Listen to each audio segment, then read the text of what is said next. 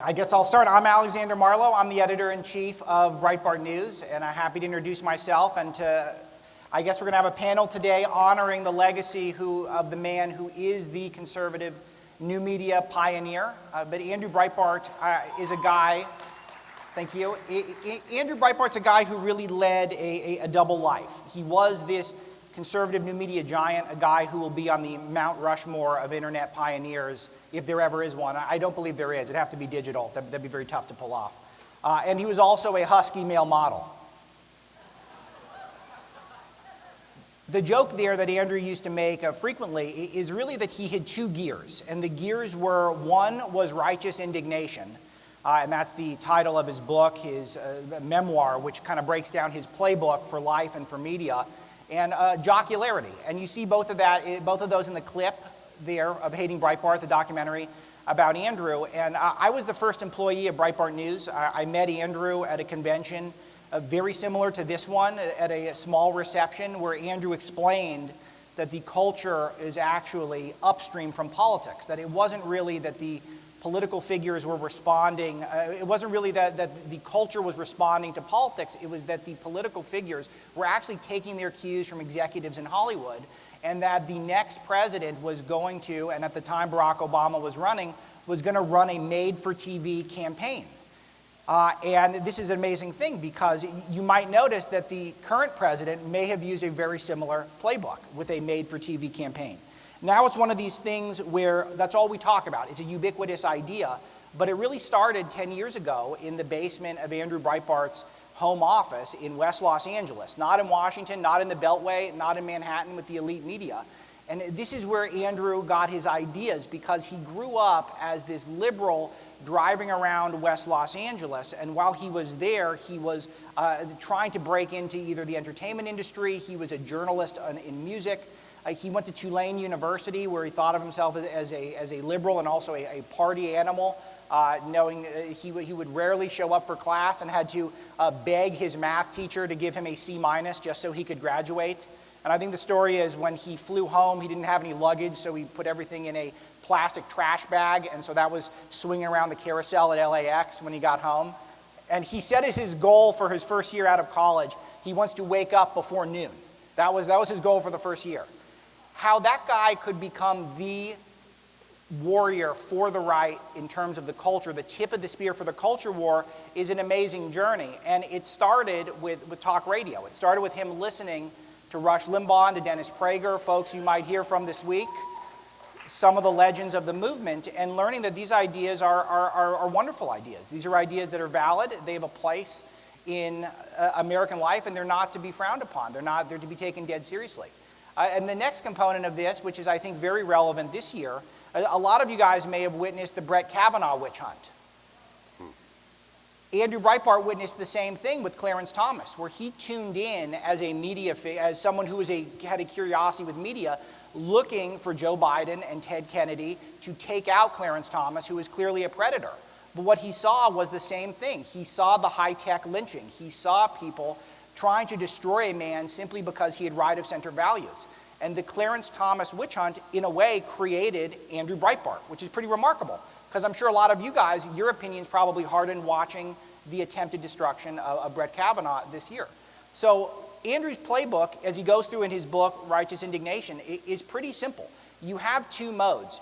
It is not that, and this is a quote from the book that I love so much, it's not that you want to fight, it's that you are compelled to fight. It is a fight that you were drawn to. It's something that he was in his bones. He needed to defend the American people. He wanted to defend the individuals who were called racist for no reason, without any basis whatsoever. He fought against blacklists. He fought for freedom of speech, and he fought for traditional American values. That's all stuff you're going to hear a lot this week, and for good reason. But Andrew's secret weapon was what you saw a little bit in that video, is his jocularity. That's the other mode. Righteous indignation, jocularity. He was the original guy who had fun. He was the guy who, when he went to the bar, he would shut it down with everyone. He would hang out with everyone. When I worked for him as his assistant in his basement, and I heard him on the phone talking to people, he was equally enthusiastic to talk to a United States senator or a primetime cable news host as he was the special representative of the local college Republican group. He simply loved people. He saw that Americans were getting targeted, in particular at the Tea Party at the time, with unfairness, with charges of racism, of bigotry. They're getting lied about by the establishment media over and over again. And he was the one who took the slings and arrows. He was the original person who stood up and stood in front of everyone and said, I will take the bullets so you guys don't have to, because I think it's kind of fun. I think pissing off the right people is fun. That's the lessons of Andrew Breitbart in a nutshell, and I'm really excited to talk about it with two people who were inspired by the man, Charlie Kirk and Nigel Farage. And my first question, I guess, goes to Charlie. Is it, Charlie, you're someone who's compelled to fight like Andrew. What drew you to that attitude? Well, it was actually Breitbart.com that gave me the first opportunity to get in the fight. So I was a senior in high school, and I was flipping through my AP economics textbook. Does anyone use the Krugman economics textbook still? Does anyone still use that? Yeah. So on one of the pages, you'll see it. There's just a flat-out falsehood that it says the tax cuts put forth by Reagan did not accelerate economic growth. And it's just adverse to history and data. And so I kind of wrote up a response to this, and I started circulating it around, and a guy named Joel Pollack found it, who is in leadership at Breitbart.com, and he said, hey, Charlie, why don't you write this up? And I said, really? Okay. I was in high school at the time and wrote up the article, and Breitbart was the only website that took it seriously, and it went totally viral. It got rewritten all over the internet. I think it got drudged, actually, which was pretty cool. And then from there, I got on Fox News for the first time when I was in high school, and then it kind of fell into this whole idea that maybe there is something that can be started from nothing. And so Breitbart gave me that opportunity to get involved and get engaged in the culture war. Now, mind you, I never met Andrew Breitbart. I never had the opportunity to work with him. Actually, right when he tragically passed away is right when I got into the movement. It was almost within a 30-day time period. But I feel as if I know him just from reading all of his work and watching his videos. It's a guy that you can see is gregarious, larger than life, and a lot of his tactics of going straight into the liberal mob and confronting them is something I love to do, as many of you know, and allowing their extremism and their radicalism and their incoherence to be shown is something Andrew specialized in. And my favorite Andrew Breitbart video ever is when he went out to this liberal mob in Chicago, and he went up to them and said, what does your sign say? What does your sign say? They don't even know what their sign say. So that's a fun little tool and tactic to use. But I'm compelled to fight like Andrew Breitbart in a different way, which is, I feel like we're losing our country to forces from within. And I want to do everything I possibly can to fight. What I love about what Breitbart does, the news site, is that you understand that you have to fight for every inch. They're not going to give the country back to you. Yes, this was a huge lesson of Andrew, which is that the media will never like you if you're on the right. They will use you against more powerful figures on the right, but that's the only time they'll ever give you any accolades. So just understand that this is something I always warn young people, that you do have to enjoy taking the heat a little bit if you're going to be a part of this fight, because the media will never give you those accolades, and if they do so, it's only under false pretenses. Andrew was the first guy to point that out, and I think one thing Charlie keys in on is that we have a legacy of empowering citizen journalists, James O'Keefe being the most notable among them, but it's really been countless over the years. And Charlie was someone who, in high school, writing up content, we didn't want to, we wanted Charlie to be able to speak for himself, to be able to put things up under his own byline, and to let the people have a voice in the media and not have the media fully controlled by the establishment elite. That's the mission of Breitbart.com in a nutshell. And that's also the mission, in many ways, of UKIP and Nigel's cause, which is giving a voice to the voiceless. Yeah, he really was an inspiring, visionary figure. And I think my playbook was very similar to his. Righteous indignation, but lots of jocularity. And I said to you all earlier, didn't I? Make it fun, smile, let's be real people. And that's exactly what Andrew Breitbart was. I think his legacy is astonishing. A desperately untimely death, appalling for his family. But I tell you what, if he's looking down from up there, he'll be very, very proud of what he created. Before social media really came along, to form our opinions, we had to rely on the New York Times. I've got a better one than that for you. Or CNN. They're still awake. It's all okay. And here's the point, that with social media, completely different voices that weren't relying on effectively begging for crumbs from the table from mainstream media came along. And I think he started something. The biggest accolade that I can pay, Alex, to Andrew Breitbart is I said the day after, the 24th of June, 2016, I said Brexit could not have happened without Breitbart, and I can't pay a higher compliment to anybody on the planet than that. And so the left hates Andrew Breitbart so much that they just cannot get rid of him. And so here's the amazing example of how Andrew Breitbart won the 2016 election 5 years later. And I told Alex this theory before, and he finds it funny. So for those of you that remember, he was the one, as you saw in the video shortly, that captured Anthony Weiner on Twitter, and he denied it and then went back and forth with, which led to his resignation, which then led to the schism between him and Huma Abedin, who is Hillary Clinton's very close friend, and that whole schism. So then that led to an FBI investigation into Anthony Weiner for underage illegal behavior. Let's just leave it at that. So this ongoing investigation was happening into Anthony Weiner, but there was also an FBI investigation going into the Clinton emails. And so if you remember, James Comey came out of nowhere about 8 days before the election, and he said, hold on a second, I did not fully satisfy my testimony, and the Democrats attribute James Comey's statement to the reason why they lost. I don't know, I think that's a little generous, but I think it probably played a role because it was the #1 news story about Hillary Clinton's emails. What they were really saying is that they were looking through Anthony Weiner's hard drive in that investigation that Andrew Breitbart triggered 6 years ago, which then led to them saying that it gave an incomplete testimony, which was a horrible political hit against Hillary Clinton. So Andrew Breitbart is still destroying the left 6 years later, even though he's not with us any longer. So. Very good. It's amazing, and the legacy of Andrew is going to be a generation of citizen journalists, a generation of people who not only do we not care if the CNNs and the New York Times of the world approve of us, we're genuinely not interested in what they have to say and what they think of us. And this is something that continues to confuse them. And you see the latest tactic which the left is using now, which is the complete anti-Breitbart tactic, which is blacklisting. They're trying to go after advertisers, get advertisers to stop advertising on conservative businesses. They're refusing to publish conservatives in mainstream publications, saying their voices are not valid. And we're seeing what's happening in the most ubiquitous left-wing bastion in the Western world, which is our campuses, where conservative speakers are no longer welcome, period. And if they are welcome, you have to get hundreds of thousands of dollars worth of security to have them.